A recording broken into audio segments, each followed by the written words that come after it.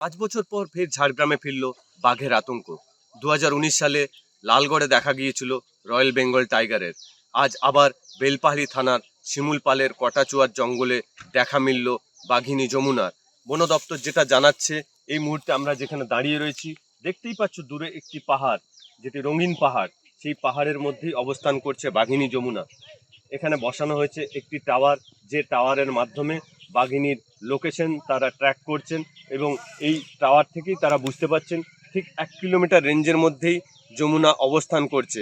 বন দপ্তর সতর্কতা অবলম্বন করছে, কারণ বাঘিনীটি প্রেগনেন্ট রয়েছে, তার যাতে কোনো রকম ক্ষতি না হয় তাই তারা সমস্ত রকম সাবধানতা অবলম্বন করছে।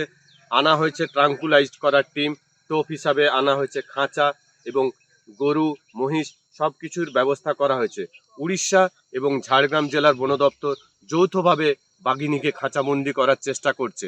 কোনো রকম বিপত্তি যাতে না ঘটে তার জন্য বেলপাহাড়ি থানার পুলিশও ঘটনাস্থলে মজুদ রয়েছে এবং এই টাওয়ার থেকে বন দপ্তর জানতে পারছে যে 1 কিলোমিটার রেঞ্জের মধ্যেই রয়েছে এবং তারা চেষ্টা করছে বাঘিনীটিকে সুস্থভাবে খাঁচাবন্দি করে তারা যেন উড়িষ্যার শিমলিপাল অভয়ারণ্যে ফিরিয়ে দিতে পারে। গ্রাম থেকে দূরে আছে, যে লাস্ট লোকেশন আমার কাছে আছে। দিনের বেলা এই যে জঙ্গল আছে এটাকে একটা অ্যাভয়েড করতে হবে, ঠিক আছে, যাওয়ার দরকার নেই। তো জঙ্গল একটু মতলব রিস্ক আছে, ওটা আমাদের ফার্স্ট একটু অনুরোধ আছে।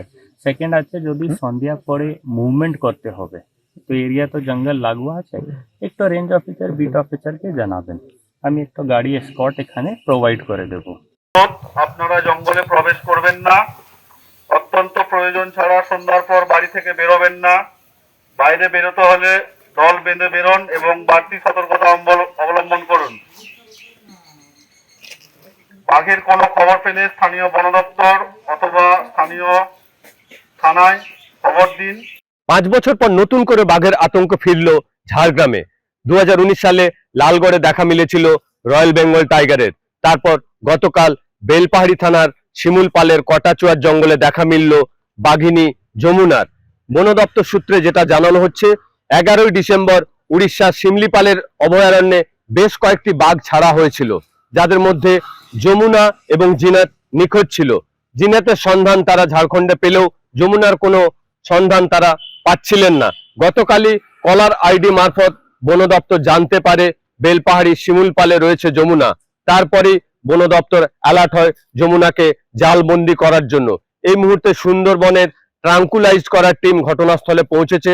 বন দপ্তর মাইকিং করছে সাধারণ মানুষের উদ্দেশ্যে, যেন তারা জঙ্গলে কোনো কাজে না যায়, একা যেন সন্ধ্যেবেলায় না বেরোয়, বেরোলে দল বেঁধে যেন বেরোয়। এই মুহূর্তে বেলপাহাড়ি থানার পুলিশ এবং বন দপ্তর উভয় রয়েছে ঘটনাস্থলে এবং তারা চেষ্টা করছে যত তাড়াতাড়ি সম্ভব যমুনাকে ট্রাঙ্কুলাইজড করে জালবন্দি করার এবং মানুষের মধ্যে বাঘের যে আতঙ্ক রয়েছে তা দূর করার। অমিতাভ রথ, এবিপি আনন্দ, ঝাড়গ্রাম।